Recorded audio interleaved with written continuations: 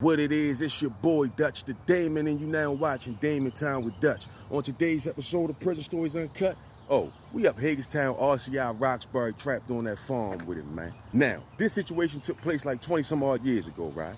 As you expected. But before I jump off in the storytelling mode, I'm gonna need all my loyal followers and subscribers to support the channel. Y'all want this heat to keep coming every morning, every day? Support the channel. The Cash App will be listed above the video. No matter how small the donation, everything is appreciated. Now that we got that out the way, let's get it. Now, I can remember we was up Roxbury, you know what I mean, housing unit 4, B tier. There was a lot of reputable brothers on that tier back then. Really, in that whole building, there was a lot of outstanding members. But on that tier, we had a lot of outstandings. I mean, brothers like Shabazz, just a name, reputable. You see what I'm saying? Serving life, brother Shabazz, man. Outstanding member, serves brother. Free Shabazz. But anyway, I can remember on this day, we was all in the day room. We was at our table. The brothers got out their own table in the day room, right? Me and the brothers, we at the table, destroying and rebuilding our minds, you know what I'm saying? Breaking down the knowledge, you know what I'm saying, that we got in our documentation, going through the bylaws and things of that nature, right? It's basically having a little study class. When the officer opened up the tier door, letting the new guys coming from diagnostic building on the tier, because we had a few open beds, open cells, man. I can remember they brought like 3 people on the tier to fill up that bunk space, to fill up themselves, right? And see, whenever they do this, all organizations be looking to see who these dudes is, because they could be one of their members or one of our members. You never know. So naturally, when you first come on location, all the other organizations are going to be looking to see which group you belong to, if any. And this is how they keep count of members. So when shit get real, they know what they up against. But anyway, one of the guys that they brought on the tier was an older dude, like in his 40s, had cornrows in his head, kept like a stocking cap on his head. Brown skin, probably like 5'9". I mean, I had never seen him before. But one of the good brothers that was on the location recognized the brother. Went on here, let us know, Slim a good brother right there, man. So when we hear stuff like that, we like, all right, we want to holler at him, you know what I mean? But it wasn't my job to do that. The brother that was ranked on the tier, he went on here, handled that, hollered at him, see if he knew what he was supposed to know. And he definitely did. He definitely was standing. He went on here introducing to all the brothers on the tier so he can know who around him. So like a week go by, a little time go by, bro on the tier with us. But I'm noticing he really don't be talking to the brothers. And he walk by himself. I'm talking about anytime we coming out the building, he walk by himself. Whenever you see him talking to somebody, he got his hand over his mouth like this. So you can't see what he's saying and shit. So kind of find out, we didn't know him because he was a good brother, but he was from DC. That's why a lot of brothers on location ain't know him for real.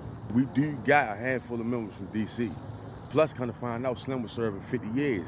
Already been down like 19 years. But basically, that's how Slim moved. He stayed cool, calm, and collective. And stayed to himself, right? But he a good brother. Because of the way he moved, a lot of the people in the prison didn't even know he was a brother, because he never be around us like that, unless it's mandatory. So after being on the tier with bro for probably like 4 months, only thing me and him ever did was say what's up to each other, and that was it. Slim be keeping it moving, right? So yeah, after like 4 months of being on the tier, one day, me and one of the good brothers, one of my close good brothers, he was in the day room, sitting at the day room playing chess boxing for real. I had my back turned, focused on the board. But you know in prison, you don't sit with both of your legs up under the table. You always got to keep one foot out in case you got to pop up like a jack in the box on a nigga ass. But anyway, I had my back turned playing chess at the table. The good brother from DC walked up on me. I ain't even see him behind me. Walked up on me and kneeled down next to me, right? I'm talking about bro kneeled down next to me. Turned around, oh. And while he kneeled down, real soft-spokenly, bro looked me straight in the eyes and said, man, look, I know I don't talk to y'all like that. I stay to myself. I'm doing 50 years. I be having a lot on my mind, brother.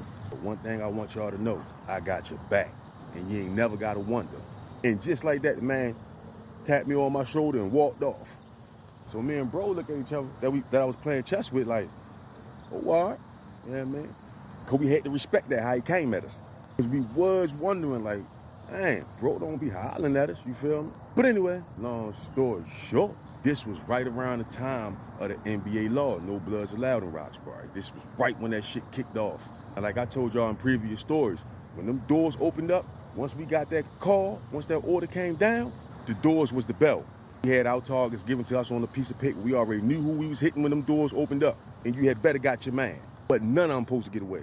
Now the brothers from DC, some of us was like questioning his loyalty because he don't be around the brothers, right? Shit.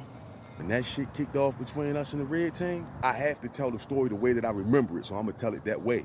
All I know is I had a nigga in the corner, hanging that blick in his ass, because I had my man on my paper. All I know is, man, Slim from D.C., the good brother from D.C., and I turned around, finished doing what I was doing. This man was standing behind me with 2 blicks taped to both his hands, really working out. I'm talking about hitting anything that ran up behind me. What I found out later the whole time when I was hitting yo in the corner, them niggas red team, they was trying to run up behind me. Slim from D.C. was not having it. 2 blicks taped to his hands, hitting anything moving. I'm talking about super gangster. Had the nerve to ask me, was I all right? That's when I knew, like, yeah, bro, that. Put that work in. And when the police ranked on the tier, he didn't even try to get away. Slim was still hitting shit. Ruthless. And me and that brother was one of the only 2 that didn't get caught for that incident. We was still on the tier after they packed everybody out and rolled everybody out. Me and bro was still on the tier. Ain't no cameras on the tier at Roxbury. Me and bro been tight ever since. I still send him money orders. He still send me pictures from the joint. Still call my phone. And y'all know Baltimore and D.C. don't even rock together like that. But for Slim, I'm coming out there in that water for Slim.